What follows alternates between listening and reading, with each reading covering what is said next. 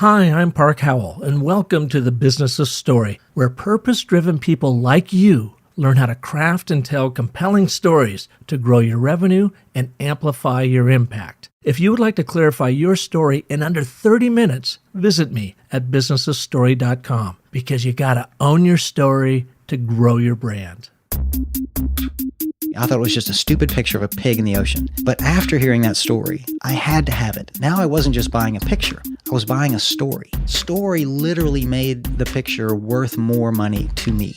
That's what businesses are about. People buy brands, people buy stories much more than anything else. I work with a lot of big enterprise companies, but let's just say I always tell folks, drop the PowerPoint, close your laptops, start with your story. If you want people to get engaged and you want people to act, you have to tell them an emotionally powerful story. That's with great characters, it's with uncertain outcomes, and it's with high stakes and drama. All business strategy is a story.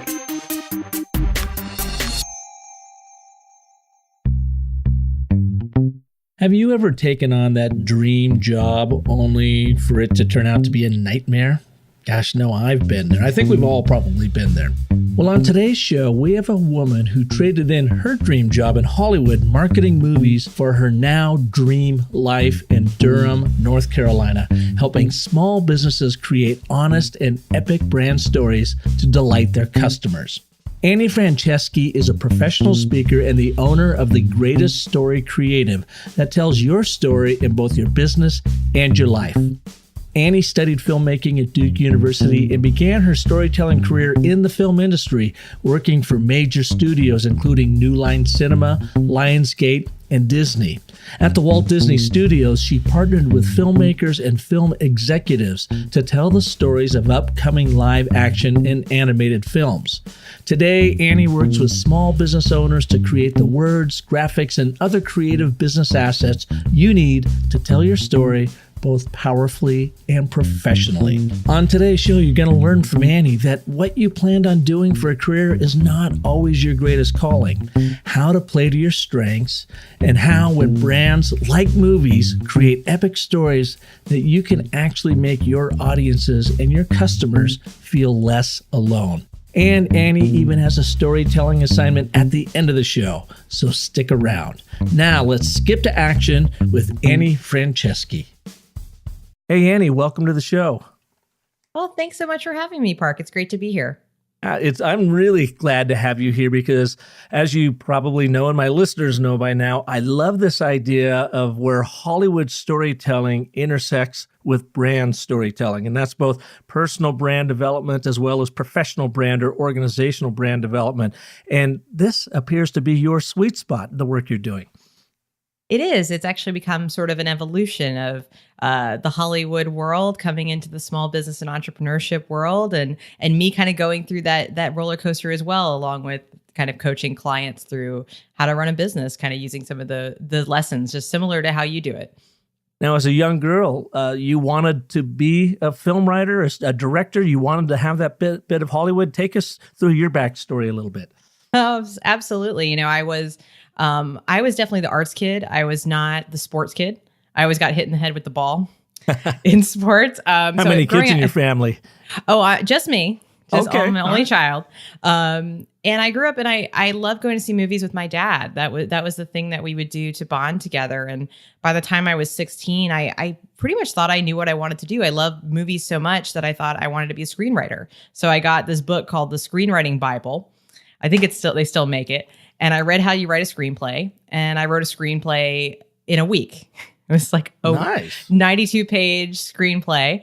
And that was kind of off to the races from there. I wrote several screenplays in high school, went to film camp in high school, went to Duke University and studied filmmaking there, started a filmmaking competition. I thought this is really what I want to do. I want to help change people's lives through movies, because that's really what movies have done for me in many ways. You know, I see myself in a great movie, and that changes my life, makes my life better. So I wanted to kind of do that. That's what I thought I would be my dream job, so to speak. So that was kind of the path that I took from a pretty young age of seeing that the power that movies and stories, you know, especially have to connect us and make us feel part of the human experience.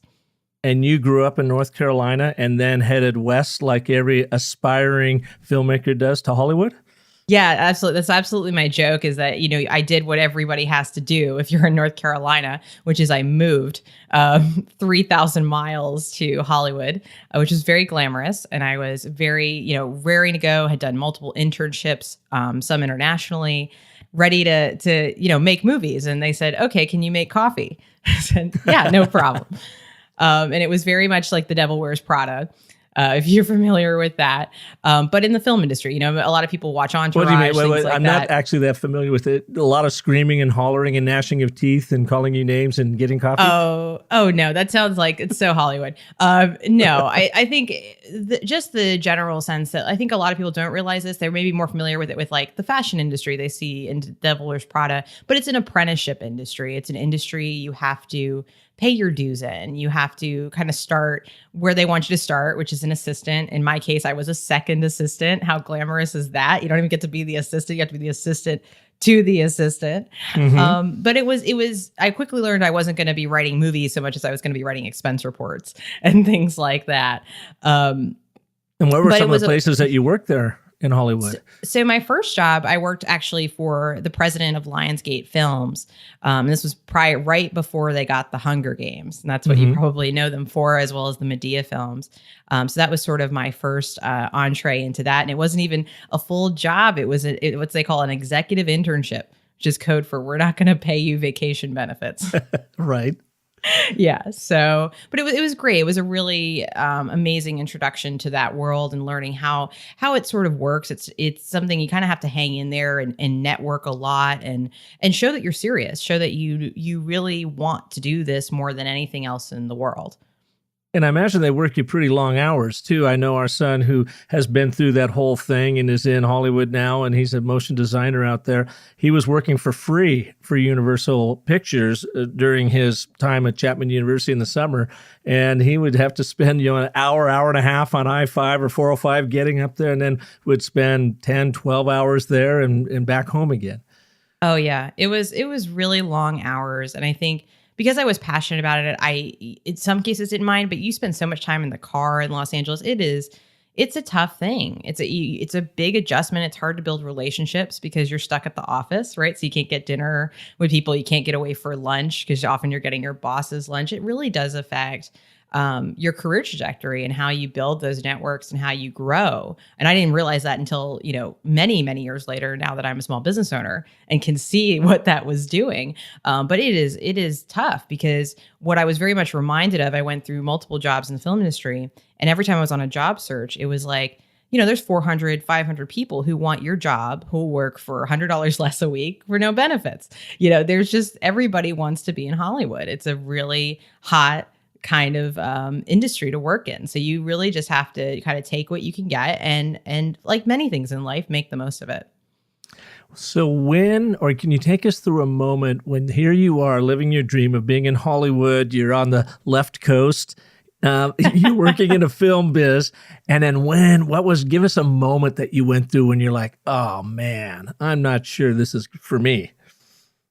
Oh, unfortunately, there were so many moments like that. And I think I struggled for a very long time being honest with myself about facing the reality that I think at the end of the day, I realized that I was not cut out to be a screenwriter.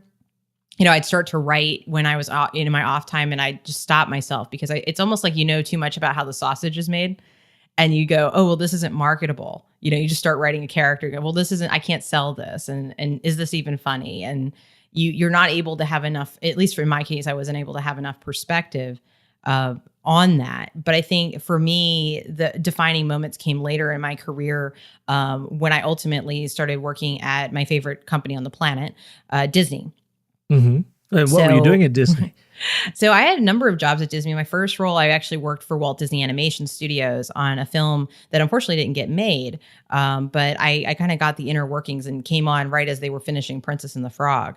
So I had a role there for as an assistant for about 6 months. And then I transitioned to a brand new team at the studios, at the Walt Disney Studios, where I worked on live action and animated films. And essentially we were a communications and product development team that helped with upcoming films, basically getting the word out around the rest of the company that, hey, these movies are coming. You're going to want to make product around them. And here's what we need to know, often before we'd shot a frame of the film. So that's sort of where I ended up ultimately in my film career experience. And it was in that role in a team called franchise management, where I sort of had to finally face facts about who I am and what I really wanted out of life, not just kind of what I said and told everybody that I wanted out of life. So that's really where I faced a bit of a crossroads, honestly. Can you take us to that moment? Yeah, we all have that one moment when you're like, we all do. Look, I've been writing since I was a little girl. I did this in high school. I studied this in college. Here I am working for my most favorite movie company in the world, Disney, and maybe I'm in the wrong place. Take us to that moment. Yeah, and it's an interesting moment because it's certainly not something if I'd written, I'd go, what? How did that happen? What you need to know is I was in a role where I was a little bit low man on the totem pole, and I wasn't getting as many opportunities or films to work on as maybe some of my colleagues were at the time. And it was a tough situation where I felt like I wasn't given the high profile projects. I was given projects that nobody really wanted to focus on. And when I didn't have much to do, I started the head of my department started going, well, what's Annie working on? And what's she accomplishing? And this came after a few years of struggle and trying to kind of show people what I was capable of. I think in hindsight, my whole career was in the film industry, was trying to show people what I'm capable of. But it's tough because everybody wants you to get burritos and do expense reports and show what you're capable of. So I was really struggling with that. And I got called into my boss's office and she said, the head of our department's kind of concerned about your performance. And I said, I was kind of rattled to my core because at this point I had been spending years trying to show that I was really capable, that I could do a lot, that I was creative, that I had these skill sets that I really didn't get to use very often. That was kind of the irony of the film industry, that I didn't get to be as creative as you think you're going to be because you're spending so much time in many ways in an administrative capacity. But she tells me this and I have to take a second to process it because, I've had many car rides home in the long traffic crying my eyes out, trying to make this work and knowing in my heart that something's broken here. This isn't right for me. This isn't working out and I don't know why. And I don't know what I'm supposed to do instead. And I looked at my boss and I said what I really honestly felt, even though I felt like it was a risk. And I said, look, I feel like you guys love me, but you have no idea what to do with me. And I just kind of let her digest that a little bit. And she heard me out. And to her credit, she came back in the next day. She talked to the head of our department. She came and talked to me and she said, Annie, I appreciate what you shared with me and we're going to reorganize your role. Because what she saw was, and she told me, she's like, you're really great at writing and design and we see that. And we know that you're not getting the opportunity to do that. So we're going to reshuffle things. So that's your primary role on every film. And that's essentially how I got what I would have described at the time as a dream job. I went from being worried I was going to be fired to literally 24 hours later being handed my dream job, which, mended all my relationships essentially on the team, had the head of my department extremely happy with me. It was one of those situations where you kind of find your fit. I was just awkwardly fit before, and then I found my sort of trajectory, my clear path ahead, thanks to my direct boss seeing that potential and having this sort of creative idea to reshuffle things. And you had the guts, though. You had the courage to go out and say, you guys love me, but you have no idea what to do with me. So that was kind of a bold thing. Yet it was something, I suppose, in screenwriting parlance where you had to create an inciting incident. And that was it. That was like, so either love me and say goodbye or love me and give me a job that I can actually prosper in. Yeah, I wanted a chance. And I felt like I had been, prior to that moment, sort of put in a catch-22 situation where, and I'm sure many people can relate to that, where you feel like you can't win. You feel like you can't show what you're capable of. And the reason I share that story is it's actually not the defining moment. It is, like you said, it's the inciting moment. It's what was the defining situation. Maybe it's not a full moment. For me, was getting everything I wanted, getting the job that really worked, getting suddenly I was in meetings with high profile executives. I was working with filmmakers on writing pitch decks. I was, I was doing all the things that I thought I wanted to do as little Annie 16-year-old at film camp thought she'd be doing, telling these big stories and working on big major $1 million movies. And it took getting that. It took breaking through and finally having no excuses and getting what I had imagined would be my dream job, to kind of sit in that moment, sit in the success and go look around and go, this isn't it. This doesn't make me happy the way I thought it would. It's sort of empty.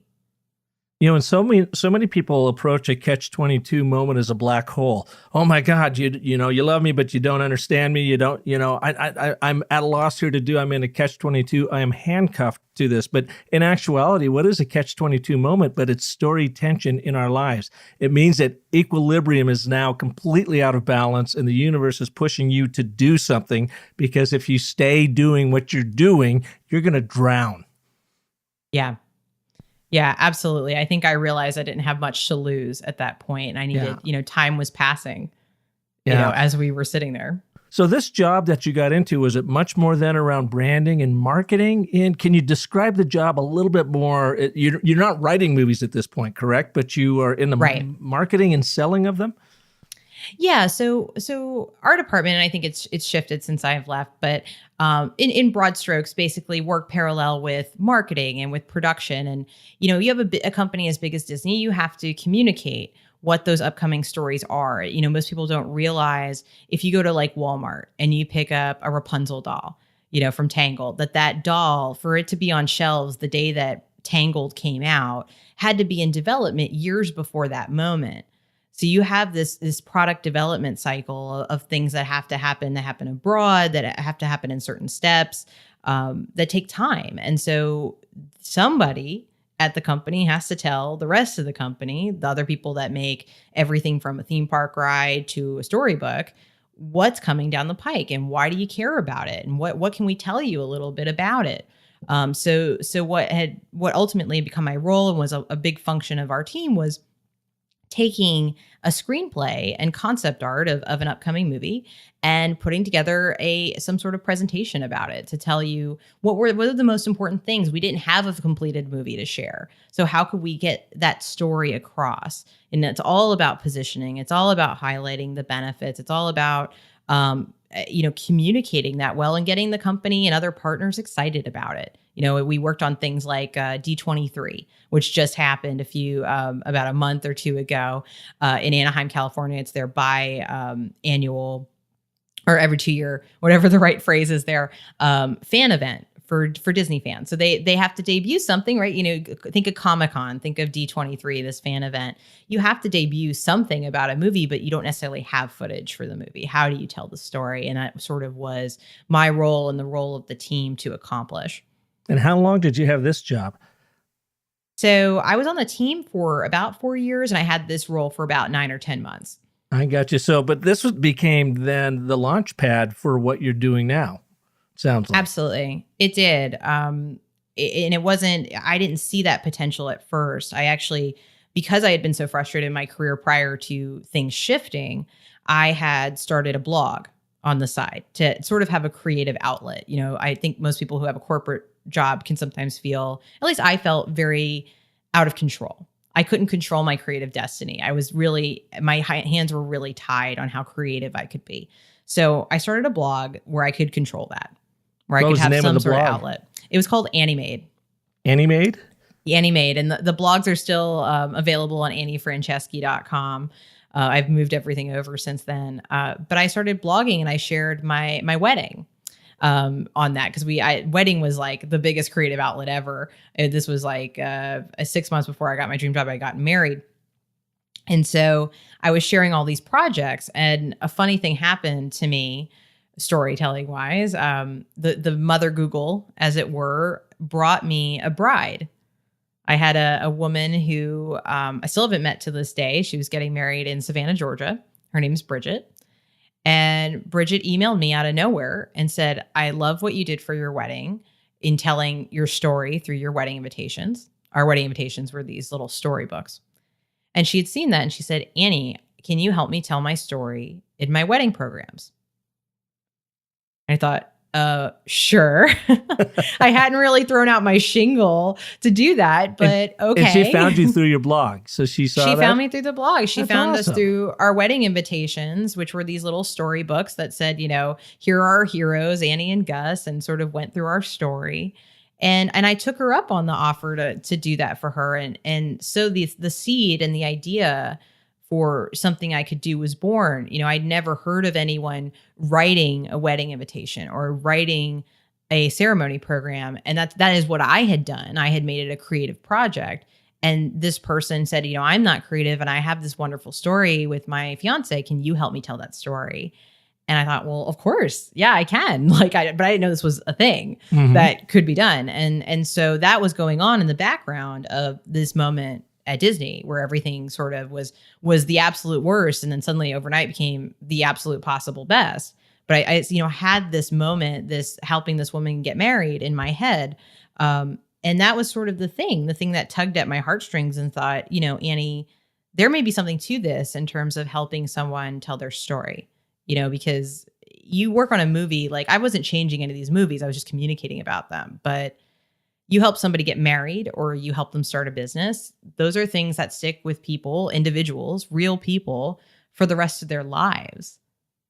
That was so inspiring to me. And to have that in the back of my mind, where I finally kind of got everything I wanted and then looked around and went, oh, this is just a job. Like, it's fun and sexy and cool, but like, is this enough? Is this going to change anybody's life? Am I going to look back when I'm 80 and feel like I did the right thing and that I've contributed enough? Because I think what I've started to realize a lot is that do what you love is sort of broken. It needs to have an asterisk on it. So you were doing what you love, you thought you loved, but then this whole other world opened up to you when this one young lady, Bridget, reached out to you to say, could you help her with her wedding story? So then what happened? You must have been kind of at odds with yourself. Here you've got this wonderful job at Disney, but now it sounds like that entrepreneur is starting to tug at your heart a little bit. Take us through that. Yeah, so I had never, ever considered like really having a full-time business or being an entrepreneur. I was freaked out about all the things that come to life for that. How do I pay taxes and how do I register a business? And what if nobody hires me? And all of these kind of questions that come up if you even consider the idea of having your own business. And I was really in conflict, like you said, in tension in the story, because I was facing the reality of getting everything I thought I wanted and realizing it wasn't what I wanted. And I started to realize, because I had the experience with Bridget, that for me, do what you love, it was bigger than that. It was do what you love and what you are good at that adds value to other people. And I think that the Disney job, I realized, was only doing 2 out of 3. But what I was doing for Bridget was hitting all 3. It was the rewarding piece. It was when you add value to other people. That is, for me, really bringing do what you love to life. I love, eating cookie dough, but it's not going to do good for anybody in the world except and if for you're me, like me, you're probably pretty good at it too. Oh yeah, right. That's all I'm saying. But that's the thing. There's just more to it than that. And I think it took that experience realizing it, and I got to this moment where everything was really awesome. I was working on D23 and I had just things had really turned around, things I'd never thought, great relationships on my team. And I'd finally kind of found my niche and could see the trajectory of how I would grow my career. But it's just in my heart, I just had this pit of my stomach feeling. And I'm like, I have this crazy idea to quit my job. Yeah, so you went through the foundry of Hollywood and movie making and went through all the hardship to get to where you ultimately wanted to be, only to find out that wasn't enough. So you leveled up. I mean, you literally are a heroine within this story. You realize that, don't you? I do in hindsight. Yeah. The dark day of the soul when you were the crying, dark night of the sobbing soul, on the way home. Yeah. Oh, I knew all this stuff. Yep. Oh, yeah. And then you went back and you said, an ultimatum. You love me. You just don't know what to do with me. So if you really love me, let me go type thing. And they found a place for you. You had the guts to level up in your job, but then you found it just wasn't fulfilling enough. So when you left Disney and decided to go back to North Carolina, correct? Was this after you got married? Yeah, we had been married for about a year when we left. And did your LA. husband think, but Annie, this is what you wanted your whole life. Why do you want to move now? Or did you get pushback from your family? Did you have people wondering what you were up to? Yeah, so that was one of my biggest fears for years. Because I told everybody that I was going to go out to Hollywood, right? And I was going to write movies and I was going to have this big deal job, and people knew I worked for Disney, and like I had done everything I had sort of said I was going to do, right? So for years, I don't think I was honest with myself because I was so worried about what other people would think. You know, what would people think what the hell would I do? You know, even at that point when we left LA, I didn't know I was going to start a business. You know, I thought I might do something on the side. There's a story to that too that's pretty harrowing as well about figuring that out. But for me, it was just trying to sorry, I'm losing the thread. It'll take me a second. You live the story, right? It's hard to see it in the moment, but yeah. So the pushback, and that was my biggest fear, and I would say my biggest surprise. Yeah. Sorry. No, Yeah. Go ahead. So my husband, you asked to do my husband pushback. He was in a really similar place. He wanted to be a screenwriter. He was on the track to be a development executive. He was working at CAA, but we were both sort of seeing these empty futures for ourselves. It just wasn't enough for us where it is for other people, that we realized, ironically, that like we couldn't have the creative lives we wanted in the most creative place. We had to be, we started thinking, well, first it was like, we'd be crazy to leave. And then by the end we left, it'd be like, oh, we'd be crazy not to leave. And he sort of was on this journey too, of trying to figure out who he wanted to be when he grew up. And, to cut the story short for him is now he completely, within a year of us moving here to North Carolina, he is on the track to become a physical therapist. So completely changed course, found that his passion is helping real people get better. Right. So to give up what wouldn't work in the film industry with his lead strength of empathy, he's totally turned trajectory. And we've just applied to physical therapy school for him. So he has a completely different life. But, for me, I was so afraid to tell people. I was afraid to tell my boss. I was like, what were people going to think? Were they going to think that I'm like going to fail, that I'm giving up, that I'm quitting? Nobody wants to tell that story. It sounds like a bad narrative. And I have to tell you that like people had, especially I had coffees with people at every level of Disney, from everything from, the assistant and the intern to like the senior directors. Right. And as I'm leaving, and I tell people I'm leaving, and they have two reactions. One is, I am so happy for you. This is going to be so great for you. I think this is fantastic. Couldn't be happier for me. And the second reaction, I'm so jealous. I wish I could do that. I've thought about leaving this job. I've thought about doing this. I'm too far into my career, but man, I wish I could do what you're doing. Not a single person thought I was crazy. Not a single person thought it was a bad idea. I mean, maybe my dad for 5 seconds. He's like, "Are you sure? Things sound like they're going really well." It's a weird thing to leave. If you've ever seen Seinfeld.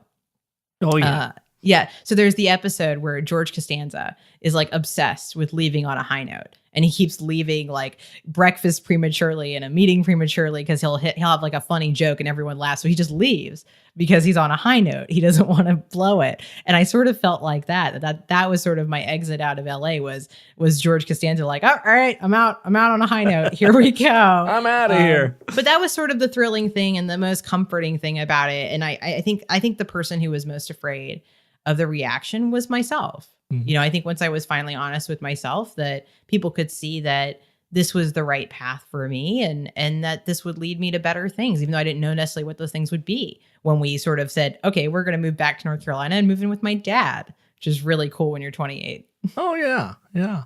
So now you're in North Carolina and you started your company, Greatest Story Creative. Tell us a little bit about that and what do you do with it? Yeah, absolutely. So sort of off the experience with Bridget, I was starting to think about, well, how do I take what I'm good at, which is brand strategy and writing, graphic design, and sort of, the teaching aspect, walking people through things. How do I turn that into a business? Can I turn that into a business? I don't know. So it sort of started out as a theory. And I said, I want to start this agency, call it a branding agency. I think at the time I called it a storytelling agency. And I said, I want to help real people tell their story through the skill sets that I have. So Greatest Story began in October of 2013, which is coming up on 4 years. And it started with that sort of humble idea of, how can I take what I'm good at and help other people? And so we started, and that's really what we do. We do to this day. We help you tell your story in your business and your life. And a lot of what we do is helping small business owners turn their story, their strengths, the things that they bring into the table, into the creative assets they need to start or grow a business. So this was something that I never necessarily imagined doing, but I realized that these were things, people don't have, small business owners don't have the budget that Disney does, right? To have a Disney-esque experience, the multi-million-dollar marketing budgets. But we all have great stories. You know that better than most because this is the heart and soul of what you talk about all the time. But we have these talents, we have strengths. And so often I see small business owners not playing to those strengths, not shining, showing what they do well. It sort of started with me doing this to myself, taking who I am, my strengths, turning that into a profitable business, which is now this branding agency, Greatest Story. But the fun, and I think that the reason I get up every day and do what I do is that it's all about empowering people. It's about saying, hey, Park, you're awesome at what you do and the skill sets that you have. Here's how you help people. Let's make sure that the people you want to help don't miss those things. Let's put that in your logo and your tagline. Let's make sure that's front and center on your website and in your business cards and how people interact with you. Those are the things that's the potential. That's letting people change their lives and helping people along the way. So that's sort of what Greatest Story is all about at the end of the day. It's about empowering people to live their greatest story. Annie, I was sitting at lunch about 5 years ago, and these were some colleagues and people that I knew around town here in Phoenix. And I was doing a lot more story work. This is when I was still running my ad agency, Park & Co., but I had found story primarily from our middle son going to film school at Chapman University and then making his way into Hollywood, and I was fascinated by that whole thing.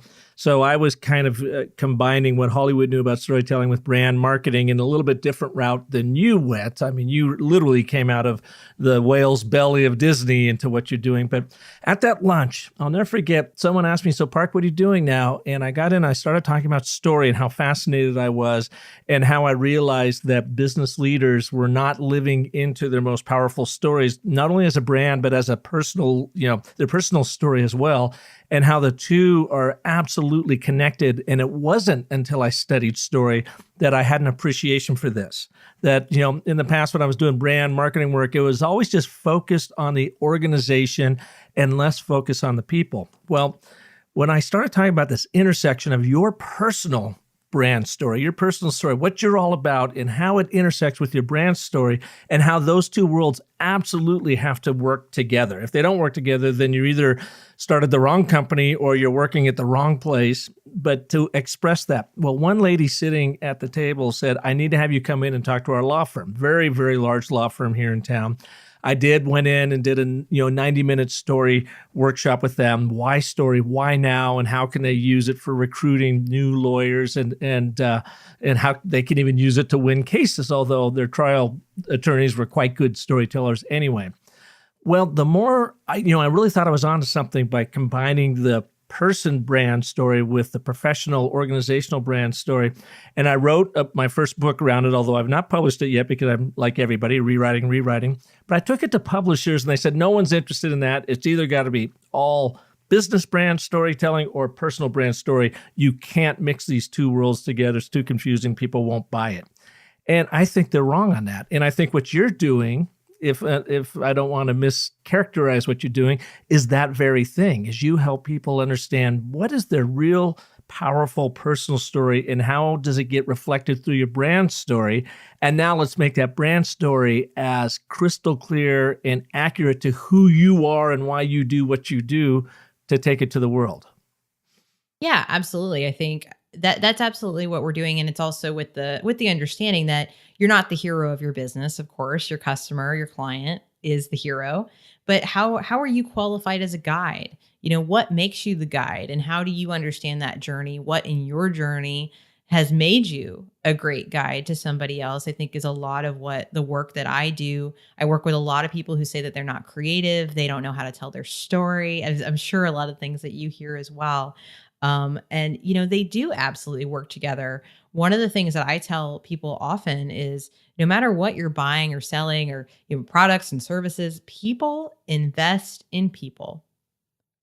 It's just what they do. You want to know who's behind something. We're all fascinated with, look at superhero origin stories, right? We're all fascinated with how you get started and what how do I know, like, and trust you? I got to know something about you. I got to see that in action. And I've got to build that rapport with you. It can't just be so focused on the client that you don't get to know the guide. Who are you, Obi-Wan Kenobi? Tell me, because you're my only hope, right? And what are a few of the steps people can go through to start getting clear on who they are in their story, or not who they are, but how to tell that story?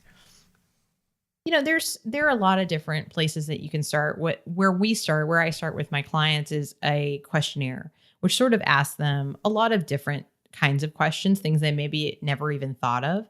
It's the standard, like, where do I see my business in 5 years? But it's also, tell me a story. I think that is my favorite question, is tell me a story about working with a past client or two. But do you see that they have a hard time doing that? Because I do come across that all the time. So I do it in a written format, because I really believe, a lot of my clients are introverted. They struggle with writing. So I tell them, hey, you can write in bullet points here. It's very informal. They have several weeks to fill it out.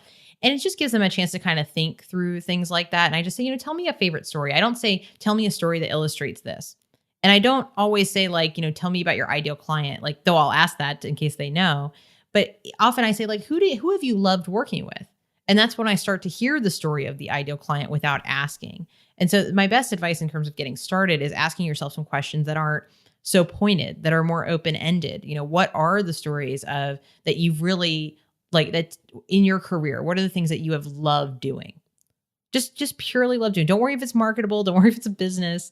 Start there. Start with the things that you gravitate towards. Start with the things that you feel like have added value to other people. Because as you start to write those things down, you will start to see intersections in terms of, going back to that do what you love of, hey, this is something I'm good at. This is something I enjoy. And it's something apparently that had a lot of value for other people. That is sort of, it's a lot of business development in many ways of, informed by your personal passions.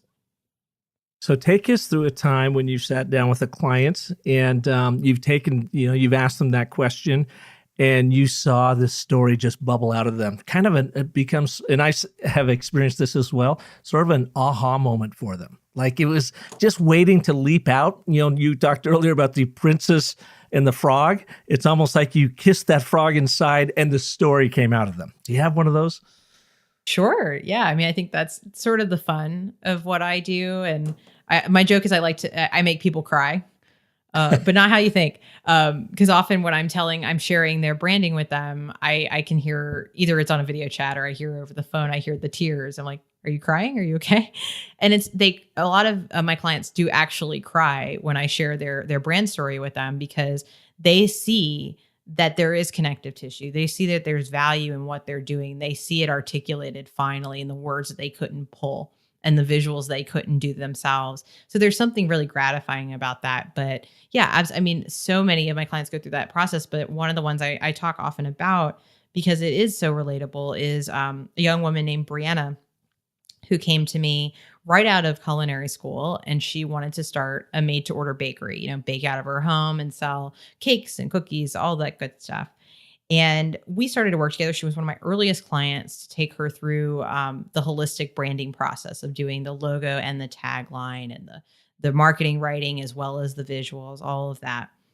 And at first we weren't sure if we were going to go through the naming process, because she came to me and said, Annie, I think I have a name. And, we talked about it and she was like, oh, it's fun and it's memorable. It speaks to desserts. I think I like it, but I'm not sure. And so I said, okay, Bree, tell me what this name is. And she says, Sweet Sensations, like SIN sensations. Okay. You're ahead of me. And most people get ahead of me here. And so I said, Bree, have you Googled that name before?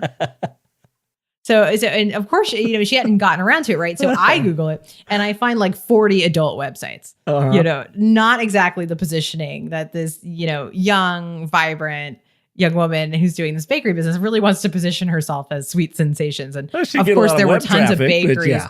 Yeah, like we get it, right? Like you and I both get like where she got to that name, Sure. you know, that it makes sense. And sure, she could have run a business through it, but it wasn't just her story. It just really didn't tell that story. And so I said, let's take a step back. Let's go through the naming process that I offer and sort of step through it. And I said, you know, well, tell me more about you and why you love to bake. Like, just tell me a story. Tell me a story about food for you. And she tells me the story about how she would go visit her grandparents. And I live in the South, and she would go see her grandmother. And she was young enough and short enough that she could kind of hop up on the kitchen counter. And her grandmother would have her stir her famous pineapple cookie dough. And Brie just said to me, you know, I want the food that I make to take people to that moment, to those sorts of moments in our lives, the moments that are sweet, that remind us of our connections to each other, you know, that sort of thing.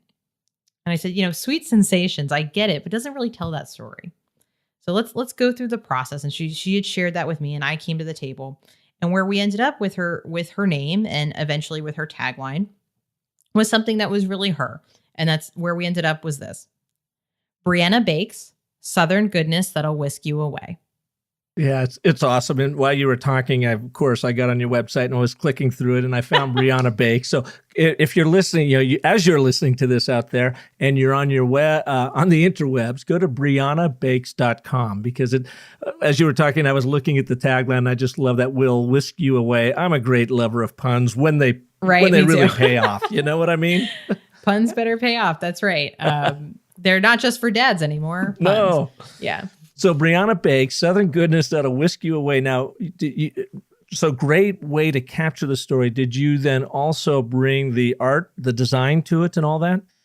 Yeah, and that's a little bit where I call myself a Jill of all trades, because there's a lot of people who do brand strategy and they either do just the visuals or just the writing, and I'm sort of that weirdo. Somebody called me a creative unicorn that does all of it. So, I mean, obviously I work with people and I sometimes just do the writing, those sorts of things. But I think where I really shine and where I can add the most value to most of my clients is to take them through the whole process, is say, here's the logo and the tagline, here's the visuals and the writing, that they all work together. And that's something I think Disney as a company and other companies that do that really smart integrated marketing, that's something a small business owner needs. And not a lot of people offer to small business owners. You know, it's often like here's the logo and what writing do you want on your website? And they're like, I'm not sure. I don't know. I sort of take the guesswork out of that because I become the story expert. You know, we go through the process like what I went through with Brianna to understand her story. And then I can help her figure out, well, what is the right logo and what are the right visuals and how do we put the website together? And hey, I'll take, you know, I write it. You tell me if you like it or not. That's sort of how things can go. And that's sort of the nice part about Greatest Story is that it is that comprehensive solution. And how do you feel as a filmmaker, storyteller, screenwriter has helped you do what you're doing today at Greatest Story Creative? It's interesting because I don't think of myself, I definitely think of myself as a writer. That's always been my training, my background, my degree, all of that. And I thought screenwriting was what I was going to do. And when you say screenwriter, that's a Hollywood thing, I think failed screenwriter. That's what I think sometimes, because screenwriting just wasn't my format. But I think that what I've learned from all of that is and what I take into the work that I do about movies and about stories, it's sort of where we started in this conversation. We're talking about how movies have this really amazing way of making you feel less alone. You know, I think a lot of people go to the movies to escape. I go to the movies to see myself, to see, hey, you are not alone in the human experience. And I think that's a lot of the work that I do now. It's the work that I pass on and give people the tools to share their story, to use their story to make other people feel less alone. Like, hey, you going through this and that, well, let me help you plan an amazing wedding, or let me take care of your piano, or, you know, all these different stories that my clients help other people with. That's all about being connected, being a part of the human experience and saying, you are not alone. You have value. Let me make your life better. You know, that's sort of what I seek to do for my clients. And that's what I think many of my ideal clients do for others. So I think it's maybe not the traditional answer to that question, especially in your world of pulling the narrative and the hero's journey. But I think that is really been the thing for me. And that's really where I found my home with my skill set. And it took a while to realize that was the conclusion, the conclusion of the story. And in that sense, obviously stories are ongoing, mine as well. But that is the thing, that a great story, a great movie makes you feel uplifted, makes you feel like you are a part of something bigger than yourself, and you see yourself in that and go, there is hope. There is another day. There is love. There is joy. There is laughter, all of those things. And that's what movies can do. And I think that's what great branding can do. That's sort of where I've taken this into my new chapter of what I'm doing now. And you don't have to be Disney to do it either. Brianna bakes right out of her kitchen, and yet she can have that connection and create a place that people are less alone. Exactly. Yeah. All right. So you mentioned, as a creative unicorn, like to wrap up here with, we know a brand strategy. You've got that down. Great writer, designer. You also said teacher. So what would be an assignment you can give our listeners right now to help them sit down and start to clarify their own brand story? Oh, that's a great question. I think we kind of talked a little bit about it briefly, but in terms of how to get started, right? Where do you start with all of this? So I've got a couple questions that you could jot down and work on brainstorming. So the first one is pretty simple. Why do you love what you do? Why do you love what you do? And it's not what you make, but what you make happen is the answer to that, I'm assuming. How do you connect these people with people, help them feel less alone, and be that bridge to a bigger thing for them and for you? Yes. So you say, why do I love what I do? What are the problems that I solve for people? That would be another one, because it's important to understand those connections. Why do I love what I do? But what are the problems I'm actually solving? Right? How do we describe those? And then something that I think is very underrated, but is sort of an easy thing to do is, what are the words that my competitors use? And I don't bring that up because, oh my gosh, we've got to, be worried about the competition. I'm really kind of not in that headspace. What I say often is that you need to understand sort of what choices that people have when they're coming to work with you or they're coming to buy your products. And you don't want your story and how you present your business to sound like everybody else. You don't want your story to sound just like their other alternative. And if it does, that's telling me something that it's not, that it's generic, that it's Sweet Sensations instead of Brianna Bakes. So those are some easy places to start. Why do I love what I do? What are the problems that I help solve for people, either through services or products? And what are the words that people similar in the space are using? How did they, quote unquote, position themselves? Because you want to occupy different space. You want to occupy the space most authentic to you. And we don't want to be saying the same things that our neighbors do and things like that, because we want to give your clients, your customers, a very clear choice. And I know you're a big believer in that. Well, and as Sally Hogshead says, different is better than better these days. So I think you're dead on. You've got to be different. Well, Annie, thank you so much for being here with us on Business of Story today. Where can we send people so that they can learn more about you and the wonderful story creative that you do? Well, I'd love for people to come hang out with me at greateststorycreative.com. There you'll find the blog, which is full of resources for small business owners and new entrepreneurs, articles all about some of the things that we've talked about today. And I've also just debuted a new video education series called Skip to Action TV. It's season 1 is now available. And this is a great, easy to watch series that's all about all the big questions you have around branding and business. Everything from what is a brand and where do I get started to, how do I negotiate better? How do I make better business decisions? How do I network better? These kinds of things. So check that out and enjoy it. And we've actually got as a free gift the first episode of Skip to Action TV season 1, which is the top 5 mistakes small business owners make in their branding. And that'll be again at greateststorycreative.com. And you've got to tell us, where did skip to action come from? What does that mean? Because it's kind of jargony for the rest of us that aren't in the biz. Absolutely. So skip to action is also the name of my newsletter.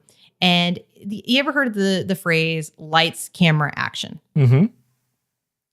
So that's from the world of film. And I sort of like that phrase. The idea is, you get the lights ready, you get the camera ready, and then you hit action, because at the time, film was expensive. So you wanted to be really ready before you started shooting. This came from the world of movies, right? It is movie jargon. It's a movie phrase. But what I have coined is this idea of skip to action. I think I see a lot of small business owners and entrepreneurs sort of stop themselves, get stuck, feel like they can't move forward, because they're sort of afraid to take the next step, to put that one foot in front of the other. And I think if I've learned anything through my story and what I've done and being able to kind of move through to success the way I've been able to, the secret is simply that it's putting one foot in front of the other. It's as I like to say, skip to action. Forget the lights and camera. If it's holding you back because you don't have the perfect logo or the perfect business plan, don't worry about it. We all need to go and make things happen. Austin Kleon, who wrote Steal Like an Artist, he likes to say, don't wait until you know who you are to get started. And I think, skip to action is sort of my version of that. Well, and your story says that too, as you took action, went out to Hollywood. You want to be a screenwriter. You went through all of that. You went through and endured the pains. You grew in the process, but you were taking action every step of the way. Even to the point of when you walked into them with, I love that story of you love me, but you don't know what to do with me. And then it created your dream job at the time, only to find out that you weren't living your dream life, got married, moved back to North Carolina, and now you're doing some really amazing brand marketing work through everything you learned in story. So I don't see you as a failed screenwriter. I see you as a screenwriter that are bringing those talents and doing marvelous things for marvelous people. And, there's no failure in that at all. It's quite the opposite, I'd say. Well, I appreciate that, Park. And it's so nice to have your life story kind of sit back to you. I never get that myself because I do it so often for other people. But I think you got all the hits. And the only reason I said the failed screenwriting thing is just because I think in many ways we're all something like that. We're all, they've got the unfinished book, the unfinished this. And that's the whole thing about skip to action is I could have stayed the person who was trying to write screenplays or couldn't write screenplays. And I chose not to do that. And we can all choose not to be defined by those things, to say, hey, I thought I was going to write the great American novel, but maybe that's not my format. Maybe I meant for another story. And of course, my story's not over. Your story's not over. And this is just sort of what we're learning, right? In our chapters as we go. Absolutely. And I'm excited to see where your next chapter takes you. So Annie, thank you so much for being with us today. My pleasure. Thanks again, Park. I'd like to thank all of you for listening to this edition of Business of Story. Do me a favor. If you like what you're hearing here, share it with a friend. Just tell them about us so they can meet wonderful people like Annie and our 100 other plus guests we've had on Business of Story over the past 2 years, because my job here is to help you bring what Hollywood knows about storytelling, but also what great brand marketing and content marketers, story marketers know to help you craft and tell compelling brand stories that sell. So thank you so much for being here. And of course, if I can be of additional help for you, visit me over at businessofstory.com, where I have a ton of tools waiting for you and a lot of other goodies. So thanks for listening. Please join us again next week when we'll have another amazing story artist like Annie. And until then, have a wonderful life.